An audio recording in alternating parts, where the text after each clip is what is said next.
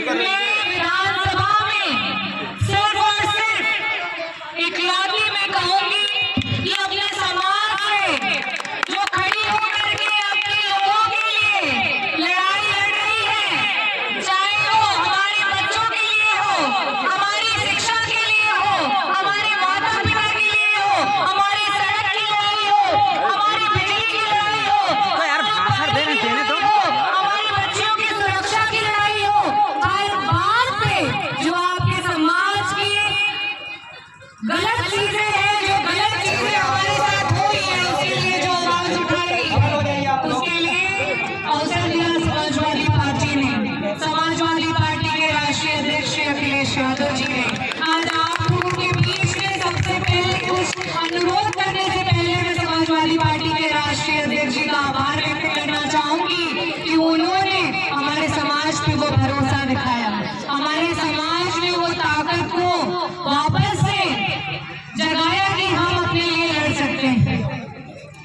आज इस प्रचार में आपके बीच में प्रत्याशी जो है वो बहुत पुराने प्रत्याशी हैं, पहले भी विधायक रहे हुए हैं, बहुत सीनियर मेंबर हैं।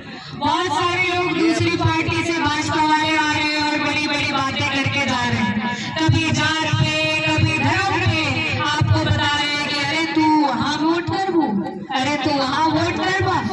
आपको सिर्फ ये देखना है कि आपके लिए लड़ कौन रहा है, आज पिछड़ों के लिए, दलित के लिए, महिलाओं के लिए कौन लड़ रहा है। जिनकी सरकार है वो महंगाई की चरम सीमा पार कर चुके हैं, जिनकी सरकार है वो हमारे बच्चों को नौकरियों में नहीं आने देना चाहते हैं, जिनकी सरकार है वो हमारे बच्चों को पढ़ाई लिखाई नहीं करने देना चाहते हैं, जिनकी सरकार है वो हमें किसानी नहीं करने देना चाहते हैं, जिनकी सरकार है वो हमें व्यापार नहीं करने देना चाहते हैं, जिनकी सरकार है अगर सब सुनना चाहते हैं तो ये जान लीजिए कि वो हमें सर उठा करके जीने भी नहीं देना चाहते हैं। ऐसे लोगों की सरकार है। तो आप बताइए, जो आज चुनाव से पहले हमें डरा रहे हैं, धमका रहे हैं, उनका नारा तो पहुंच चुका है। हमें डराते हैं, धमकाते हैं और कहते हैं कि बटोगे तो कटोगे। तो बताइए क्या हम डरते हैं उनसे? अरे आपके नारे से डर जाएंगे क्या? अरे ये खट्टी समाज है, जब उसकी बेटी शेरनी की तरह वहां दहाड़ सकती है तो ये पूरा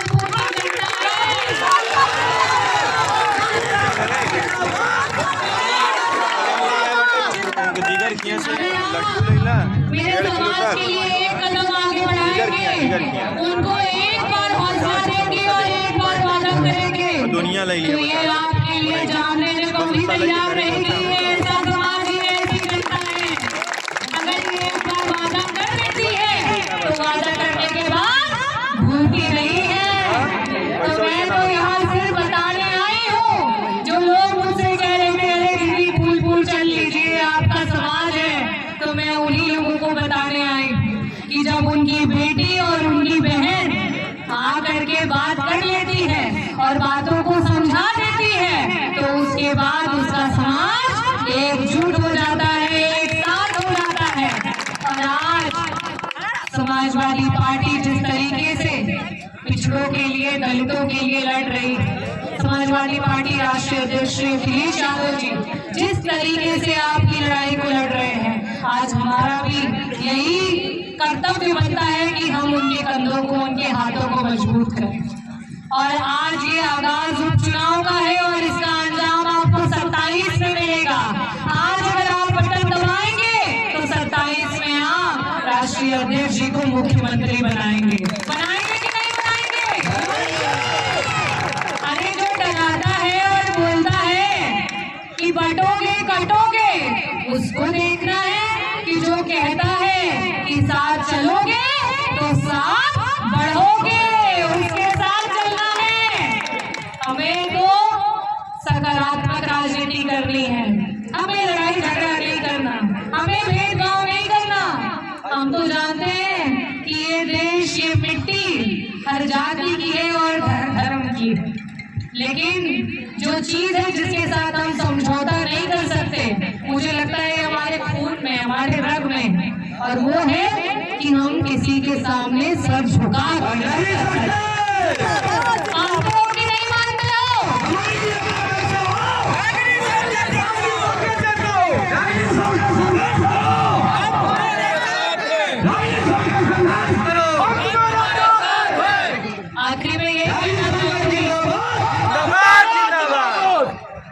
आखिरी में यही कहना चाहूंगी कि अपने समाज से कुछ लोगों ने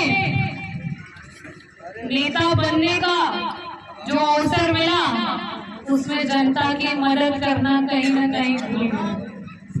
कहीं न कहीं जनता को जागरूक करना, उनके साथ खड़े रहना भूल गए। शायद उसी का आज ये परिणाम है कि सदन में आवाज नहीं गूंजती। तो मेरा आपसे यही अनुरोध है कि ऐसे लोगों की बातों में कतई नहीं आना है, जिन्होंने आपके वोट का मान नहीं रखा और अपनी तिजोरियां भरी, अपने तल्ले दर तल्ले बनाते चले गए और जब आपको जरूरत पड़ी तो आपके लिए कहीं दिखाई नहीं दी। मैं राजनीति में सिर्फ एक ही सपने के साथ आई कि आज अगर ये दलित समाज की बेटी, दलित समाज की बहन डॉक्टर बन सकती है, विधायक बन सकती है, तो हमारे समाज के बच्चे भी बन सकते हैं।